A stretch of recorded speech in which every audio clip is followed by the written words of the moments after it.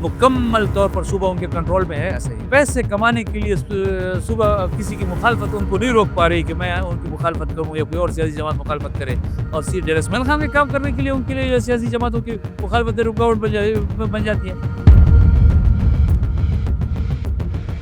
Sir, रोज़नामा मशरिक 25 अगस्त की खबर है। PDM के दौर में वजारत मवासलात में अरबों रुपए के घपलों का इंकशाफ हुआ। लिखा गया कि पाकिस्तान पोस्ट ऑफिस में गैर कानूनी भर्तियों के नतीजे में कौमी ख़जाने को 1 अरब 21 करोड़ 27 लाख रुपए का नुकसान हुआ। ये वजारत तो आपकी जमात के पास थी।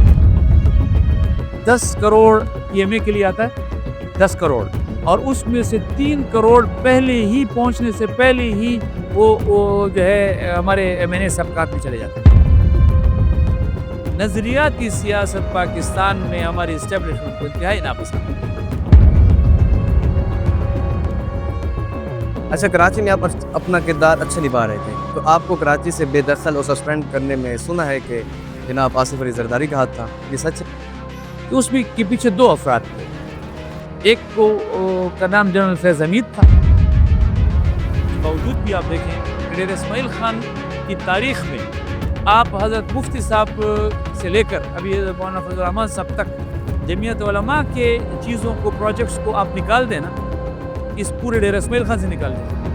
आप बैठ कर ईमान से बताइए कि उसके बाद डेर इस्माइल खान आपके लिए और ज़्यादा खंडर जो है वो मतलब नहीं पेश कर सकता। सोशल मीडिया पर मशहूर है कि 2013 के इलेक्शन में अली अमीन को फ्रंट लाइन पर जमीयत हिलाई थी, और वो भी क़य्यूम नवाज़ हिसाम की मुखालफत में। क्या ये सच है? अल्हम्दुलिल्लाह हम इस गुनाह में शरीक नहीं।